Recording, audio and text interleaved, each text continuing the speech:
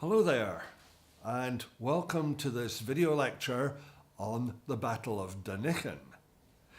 If you pick up any substantial book in Scottish history, you'll probably find a mention of this battle. But there'll be two defects. One is it probably won't call it by that name. The other is it'll pass over in a sentence or so, and you'll get very little idea of why it is so crucial in Scottish history.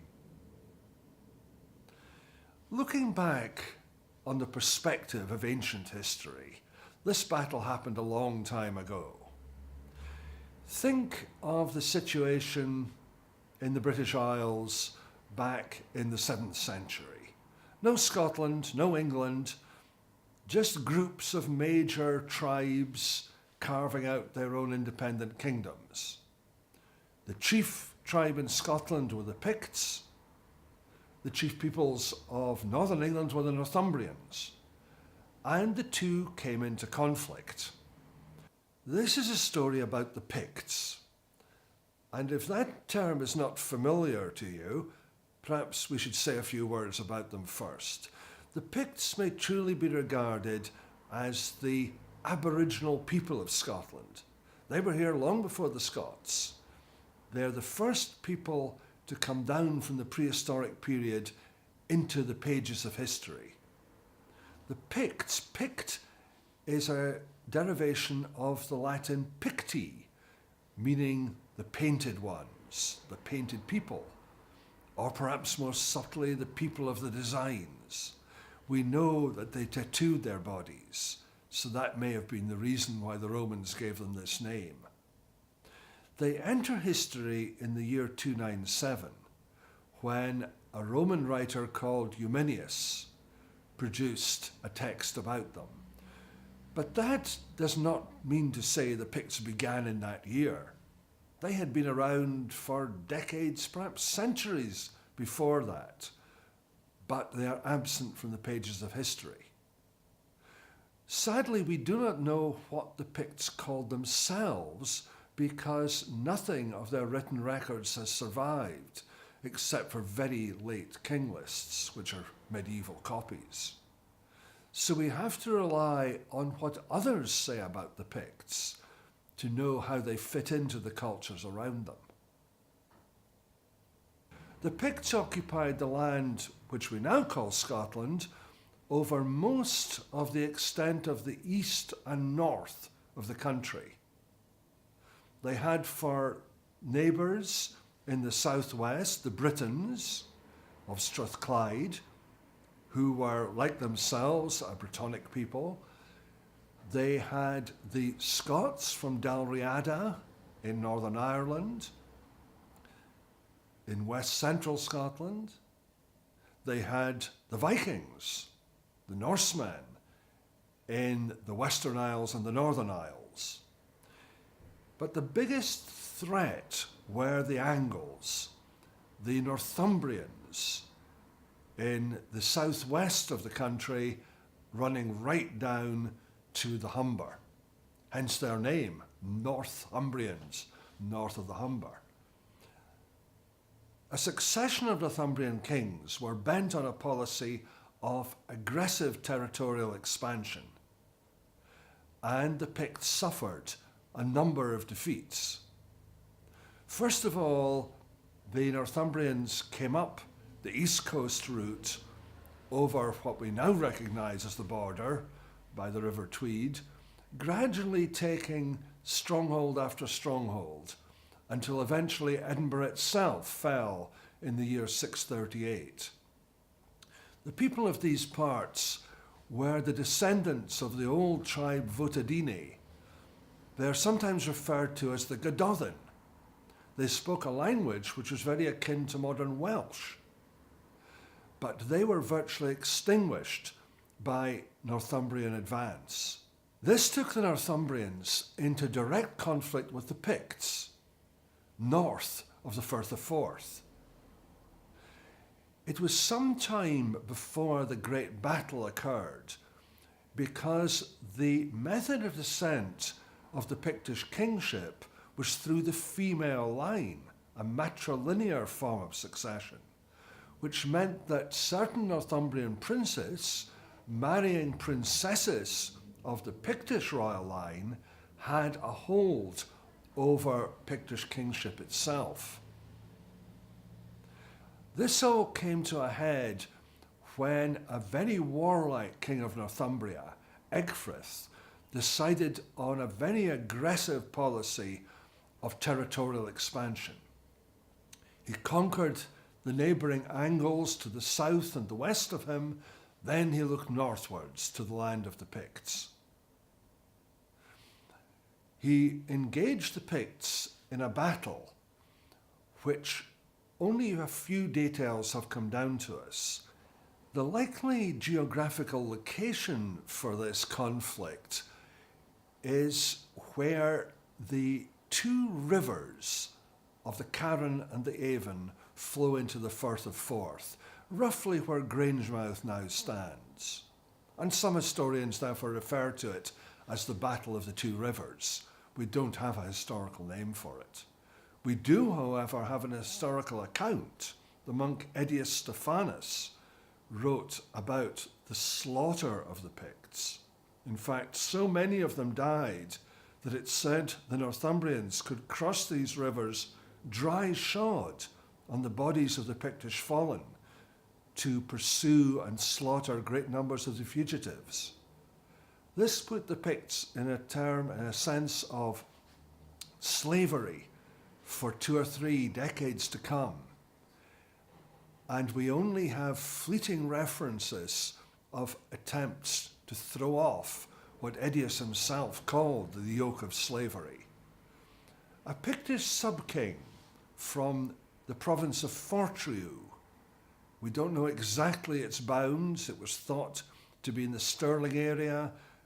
Later, it was thought to be further north in the Spey area. But he was a sub-king. But he seems to have gone around Pictland trying to get control over the whole Pictish nation and be regarded as a unified king of the Picts. So the brief records that we have from the 680s speak about Brede becoming this unified king. By the middle of that decade, he apparently felt strong enough to challenge Northumbrian domination. How this occurred, we don't quite know. He may have massed an army on the bounds of the edge of Northumbrian control. He might have issued a warning, Northumbrians go home or else. But it seems to have spurred Egfrith into a preemptive attack upon the Picts before they could become too strong and invade his territory. In 684, he practiced by sending his armies to lay waste to the province of Brega in Northern Ireland, and thus, having toughened his troops on a campaign of that nature, he set forward on rather the tougher target of the Picts. It's likely that he came north via the east coast fortresses, which had been conquered by his predecessor kings of Northumbria. He might have spent some time reorganizing in forces at Dinnichen, the fortress which became Edinburgh. And then in the spring of 685, he set out for Pictish territory. This probably meant crossing the Forth around Stirling and the Tay around Perth. And then he headed northwards. Again, we have no detail of his exact route, but it was probably up the natural way provided by the Carse of Gowrie, or it could have been further inland through the Vale of Strathmore. Somewhere around the area of Forfar, it appears that he broke away from his planned line of march. Now, why would this be? Well, at last we have a record of some sort. The Venerable Bede, who was only a boy of 12 at the time, but at least alive and able to hear the stories, later wrote in his great Historia Ecclesiastica of how the Picts feigned flight and lured the Northumbrians into ambush. This could be an example of a small Pictish raiding party engaging with the Northumbrians, pretending to run away against their vastly superior numbers, only to draw the Northumbrians into territory which would favour a Pictish ambush.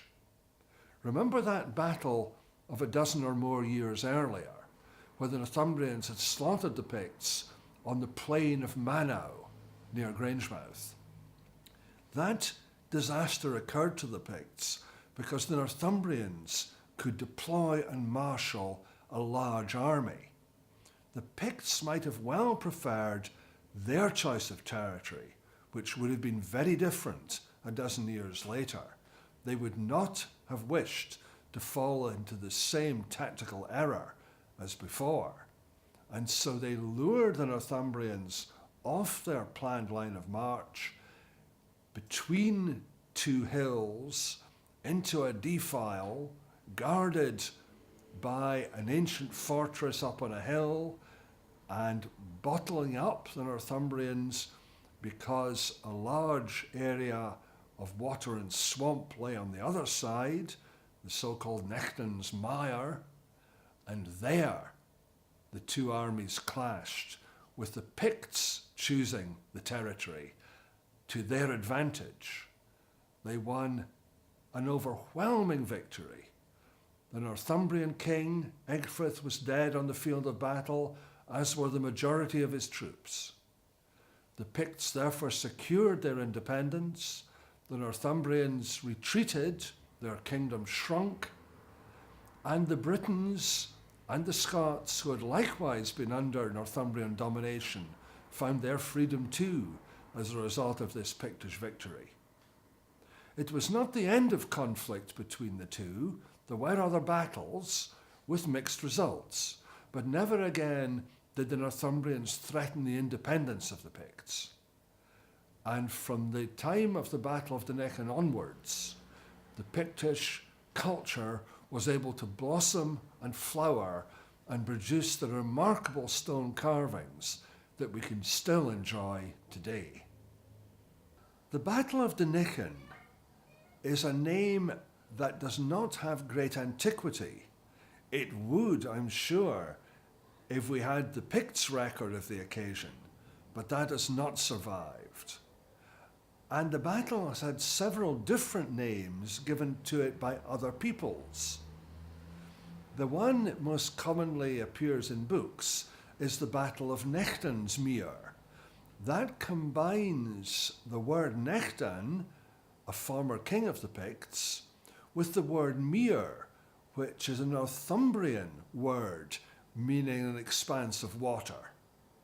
So it's a hybrid word, and it was the one used by the Northumbrians, but the record we have by the monk Simeon of Durham was only committed to vellum 400 years later.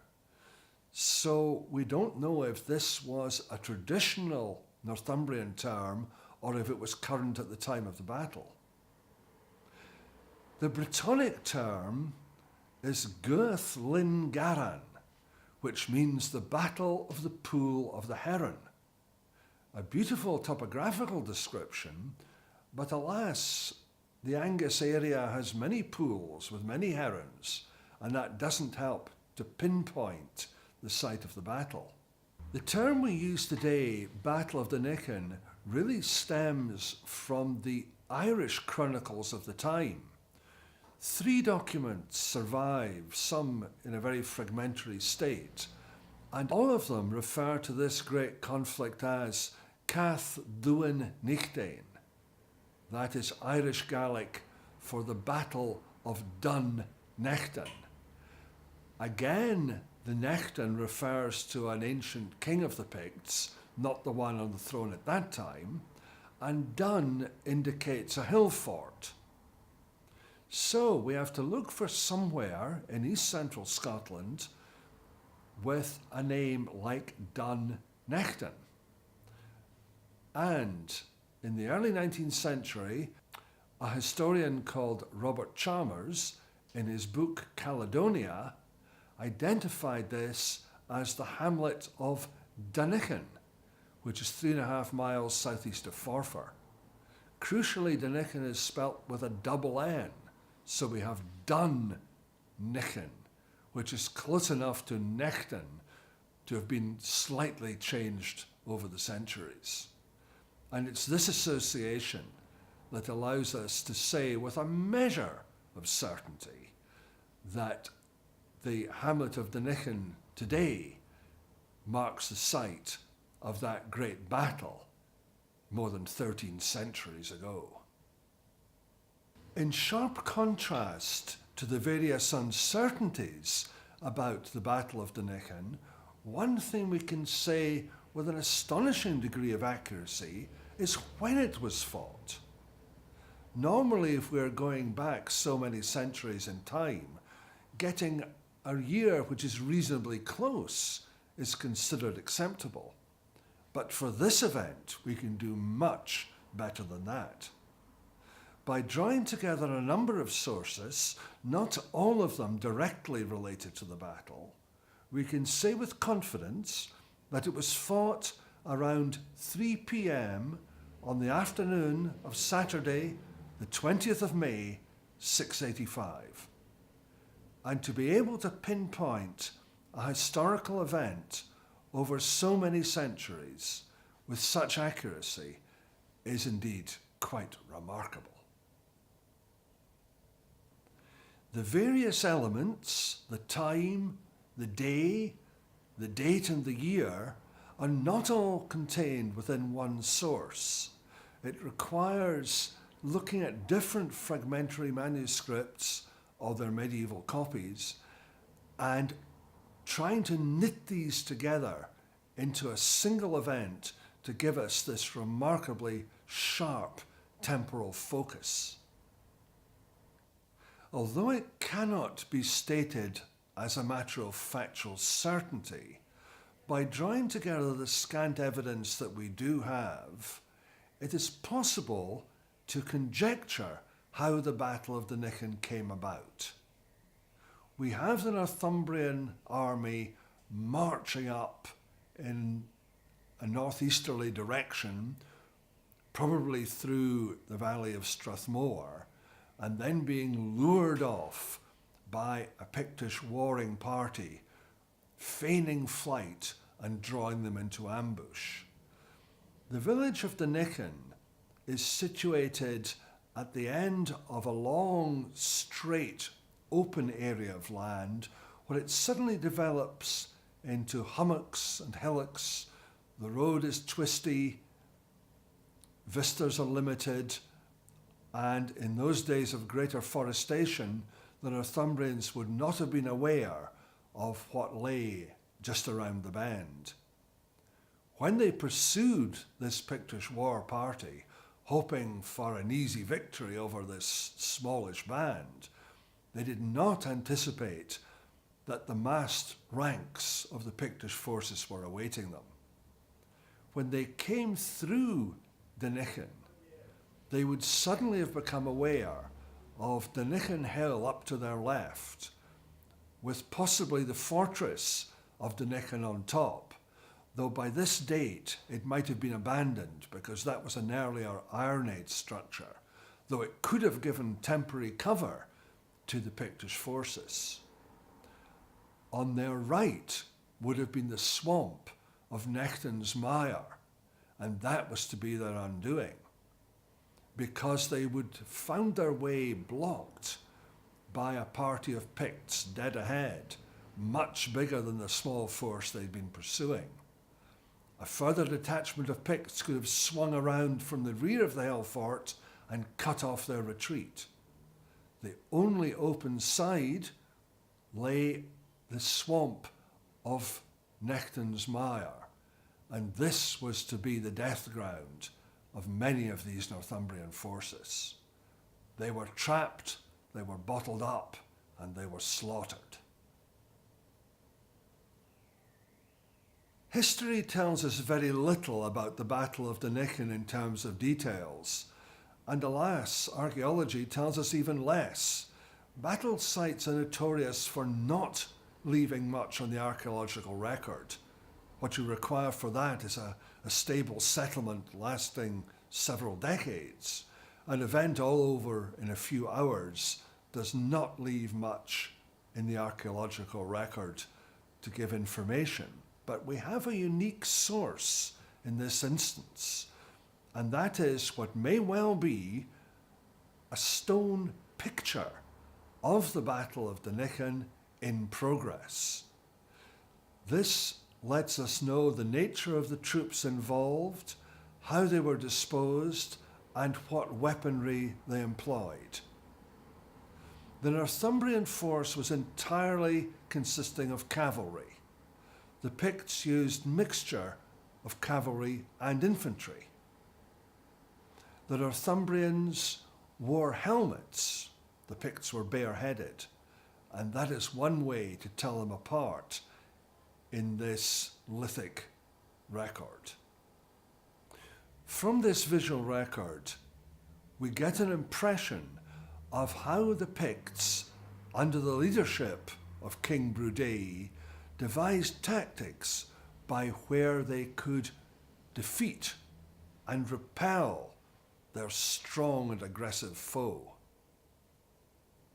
The stone record I refer to is the great Pictish slab which currently sits in Aberlemno churchyard, 3 or 4 miles distant from the battle. That undoubtedly is not its original site. Where that was, we don't know. Perhaps it was close by the battle. Perhaps it was where the Northumbrian King Edfrith was finally caught and dispatched. And it's likely that the Pictish stone was taken within the precincts of Aberlemno Kirkyard sometime at the dawn of antiquarianism, when people first realised that these Pictish stones had a certain historical and artistic aura which needed to be preserved, and churchyards were often regarded as a safer repository than simply standing in an open field. The Aberlemno stone shows what may be 4 separate incidents. It could be a snapshot of the entire battlefield, but it gives more the feeling of a series of events being captured in sequence. At the top, we have a Pictish rider chasing a Northumbrian rider from the field of battle. And the speed of the Northumbrian's retreat is emphasized by the springing motion of his horse. In the second register, we see the Pictish infantry encountering the Northumbrian cavalry. And we get what may well be a cross-section through the lines of the Pictish infantry. They each have a different task to perform, but they're all coordinated. The frontline Pict carries in his left hand his large shield with a long spiked boss in the centre. This indeed is a weapon in its own right. In his other hand, he clutches a raised sword, ready to bring it down on his opponent. Behind him, in the second line, is what looks like a pikeman. Pikes, however, were not invented for some centuries yet, and they were a deal longer than this. But the stout weapon he holds is much too heavy to be a throwing spear, so we might call it a protopike. The man holds it in both hands, and the angle of his wrists suggests that he is preparing for an upward thrust, just what would be required to unseat an approaching horseman. He also is protected by a shield, but he uses no hands. They are both occupied on his weapon. So this shield may be held on to protect his body by a system of strapping. Then we come to the third rank. There is no room on the stone to show this man in active engagement, but he is holding a throwing spear. So he may well have been held in reserve. When his 2 lines of colleagues in front had engaged the enemy, he could throw his lightweight spear over the top of them and into the ranks of the foe. He also is armed with a sword, and he has the protection of a shield, but it is very static. He cannot maneuver his shield because that hand must be used to control his horse. Notice the tight rein. So he is left with an inert shield and only one weapon with which to attack the Pictish foe. In this scene below, we have an encounter between the Pictish and the Northumbrian cavalry. And here we see immediately a great difference. Note how the Northumbrian horse is large, heavy, ponderous animal. The Pictish pony, by contrast, is sprightly, a lightweight horse which could dance around the margins of a swamp and not get bogged down as the heavy, ponderous Northumbrian animal would be much more likely to.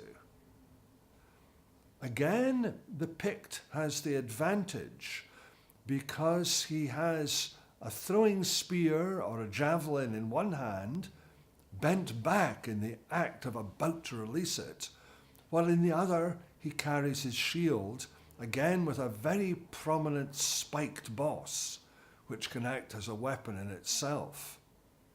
He controls his horse by his legs. The reins hang loose. He has what almost amounts to a symbiotic relationship with his steed.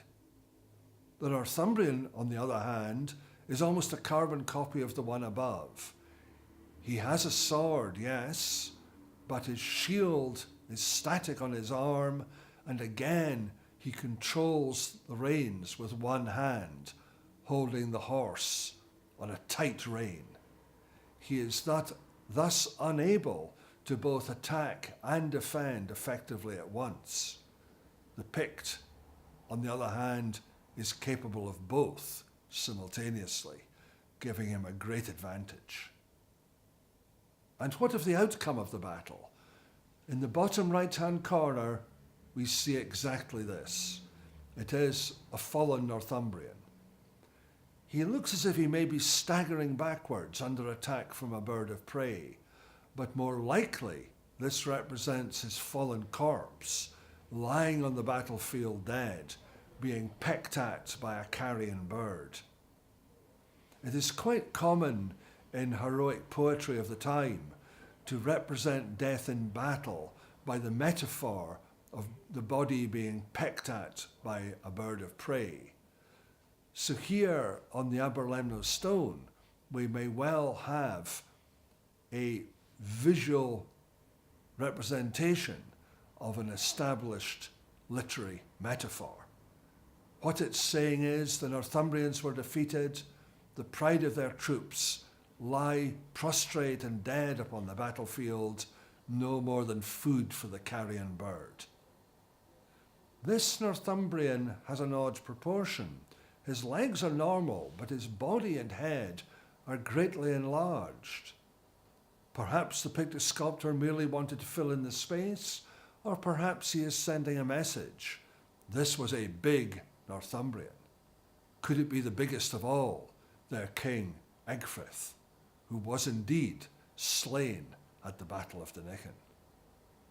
This battle scene, the only one in the whole field of Pictish art, of course carries no caption.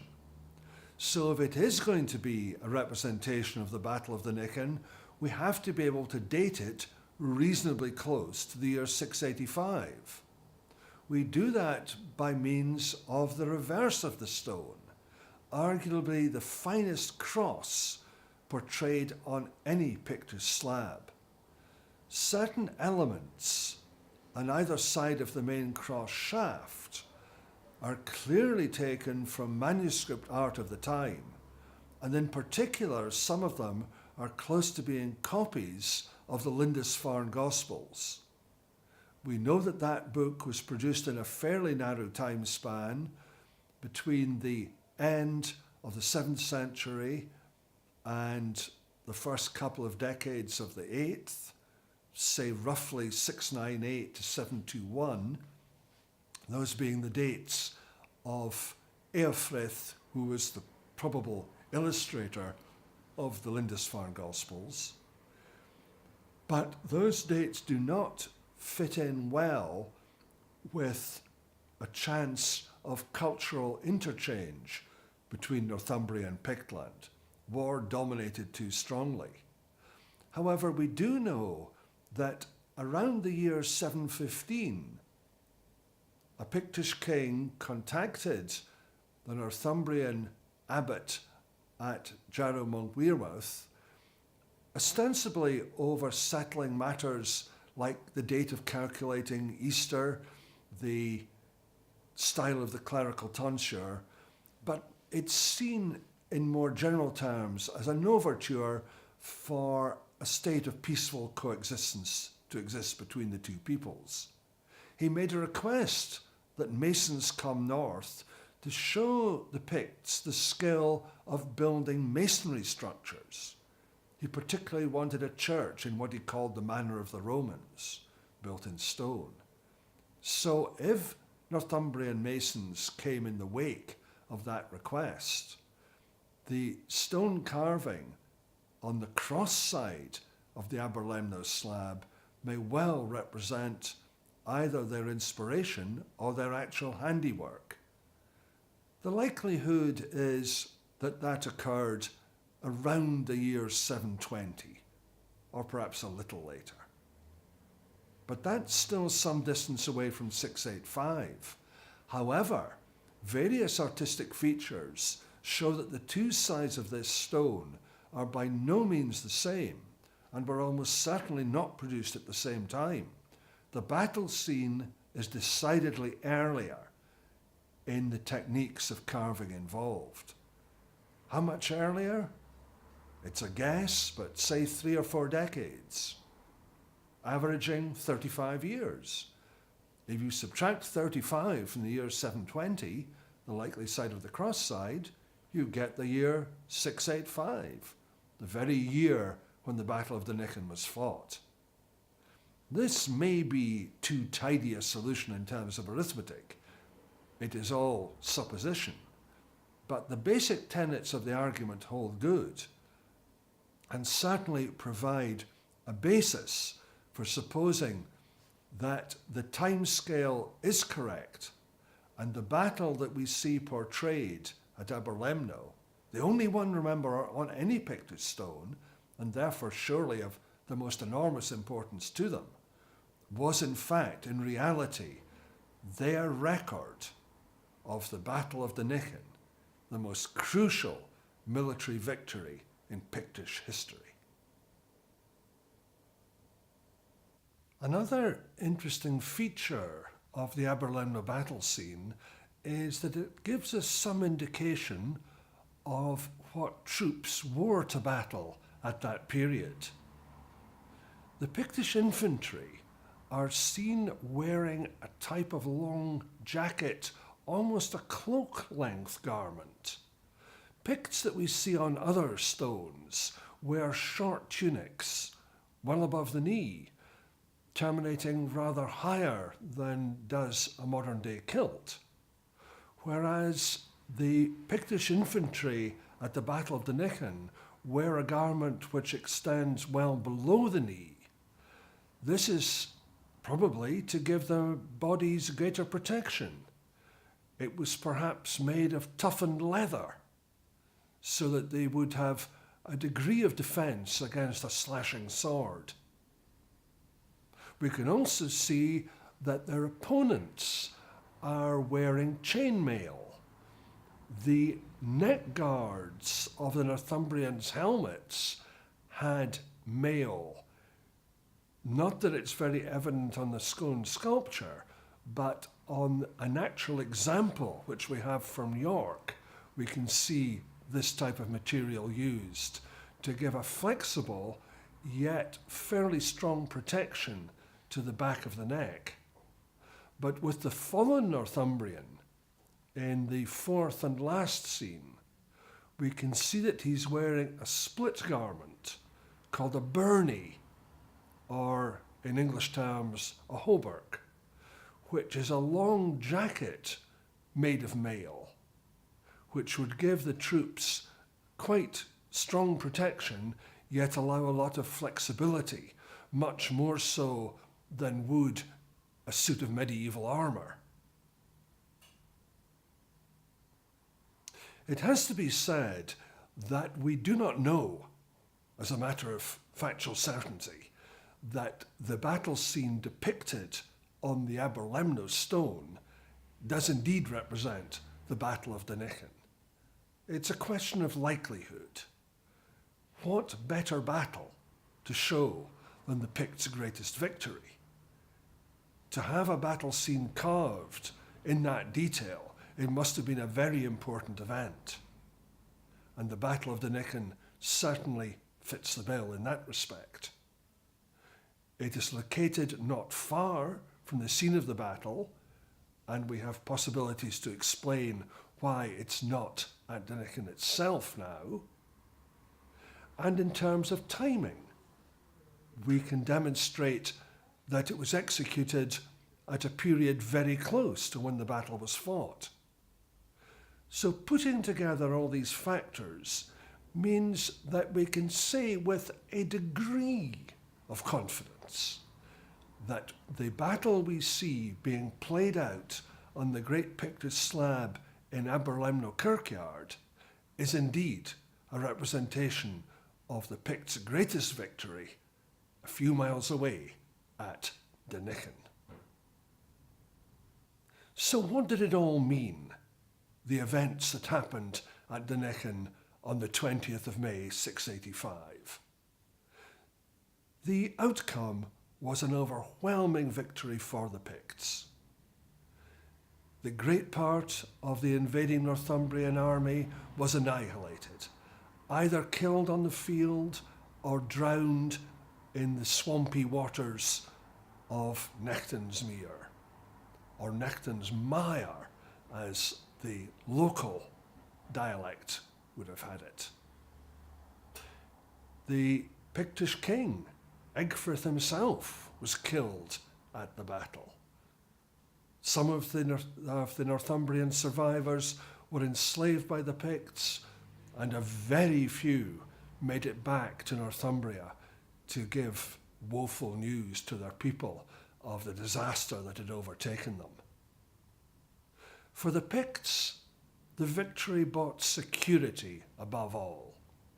It ended the Northumbrians' aggressive policy of territorial expansion at their expense. From now on, the Northumbrians were limited in their ambitions. There were other conflicts between the two. In 698, there was another battle in which the Picts were victorious. And then in 711, they met again, probably on the plains of Mano.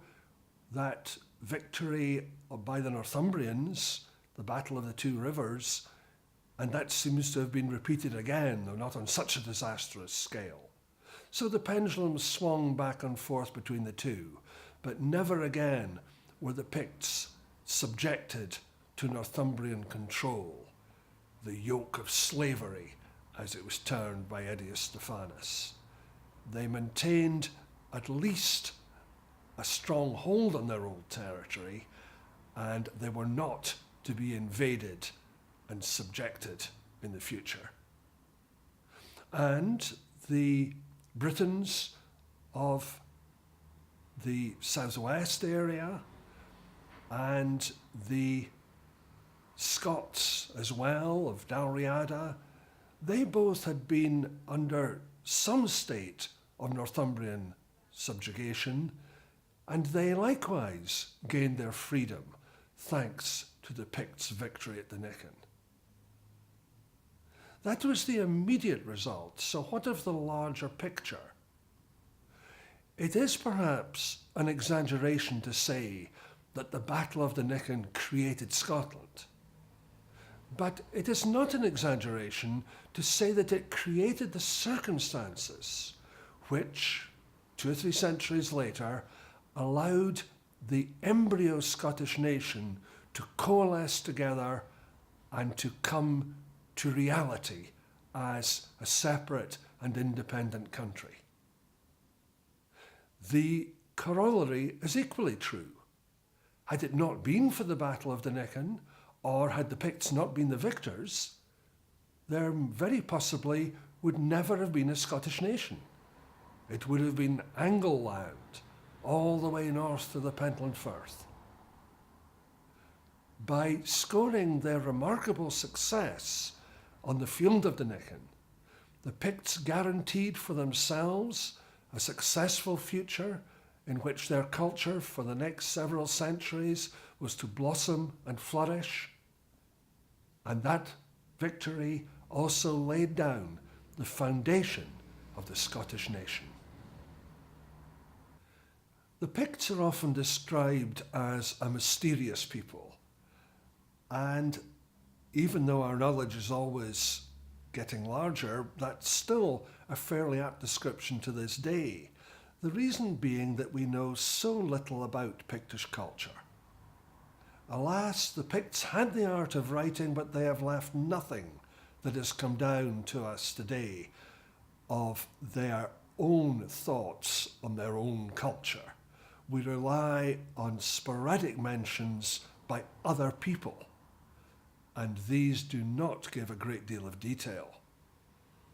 So the historical record is all but blank for the Picts. Likewise, archaeology has largely been unable to reveal any information. We know more indeed about the people that preceded them, the ancient prehistoric Iron Age people. We still await the day when we can fully exploit the knowledge of a Pictish settlement. So the ordinary domestic life of the Picts is unknown to us to a large extent. And that is why the one resource that has come down, Pictish carved stones, is of such enormous value. There were hundreds of these. We still have 200 or so existing all up the eastern side of Scotland and right across the north of Scotland. And it's through these stones that we know most of the information that we have on the Picts. And narrowing that down to the Battle of Dinnichen, largely that holds true as well. A few very brief historical records, nothing in the archaeological record, but one marvellous record in stone, which may apply to this very battle. One factor which strikes me, and perhaps you, as a little odd, is that we know so little about the Battle of Dinnichen through our history books. You'll find the name, more commonly actually the English name of Nectansmuir, in most books on Scottish history. But it's all over in a sentence or two, maybe a paragraph at most. And it seems to me a great pity that there is not more, certainly in books, but also on the ground, to commemorate this event. Things did improve in 1985. As part of the 1300th anniversary celebrations, a cairn was erected at the western end of what was once thought to be Nectansmuir. So that gives a little public focus to enable visitors to appreciate the surrounding topography. Dinnichen itself, Dinnichen Hill, and the valley below, which a few years later had the old watery element restored to it. But more surely needs to be done to commemorate this remarkable event. We have interpretation centres at the likes of Bannockburn and Culloden and Killiecrankie.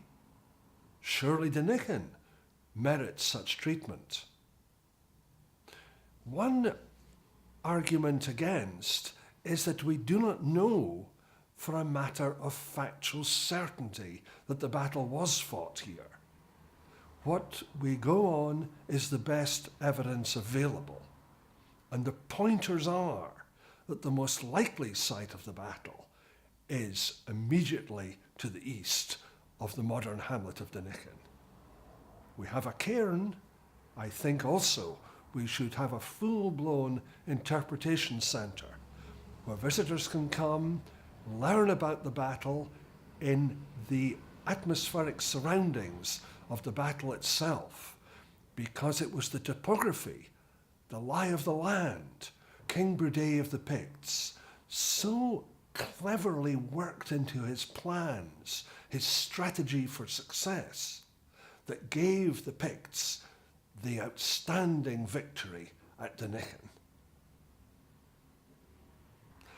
I have held what almost amounts to a lifelong interest in the Battle of Dinnichen. As a young lad, my favourite aunt lived only a few hundred yards from the battle site, and many a summer holiday I spent in the village of Letham and became aware that some big battle had been fought just up the road. And then at primary school and at university, but not at secondary school, I heard a little bit more about it. But what really sparked things off was in 1985, or just prior to it, when the 1300th anniversary was coming up, no one seemed to be commemorating this event. I thought, this must be done. And so, from comparative obscurity to a brief moment in the national press and media, over the course of the anniversary weekend, I managed to promote the Battle of Dinnichen. The annual outing of the Society of Antiquaries of Scotland came to witness the unveiling of the memorial cairn, at which I gave an address, and then it was down onto the battlefield site itself, where I spoke to the crowd from the back of a farm bogey. The Weekly Scotsman had a feature article that same weekend, which also saw the publication of my booklet on the battle, published by the Forfar District Historical Society. And then the media cottoned on, and in the space of 3 or 4 days, I had 2 television appearances and 3 radio interviews, and magazine articles followed.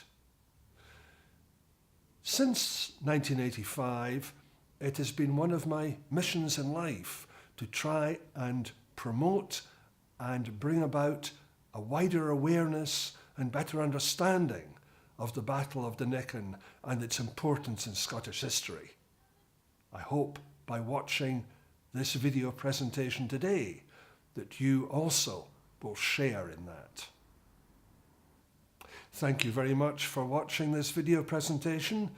My name's Greame Cruickshank of Edinburgh Historical Enterprises, and we very much hope that you will join us again looking at some other aspect of Edinburgh and Scottish history.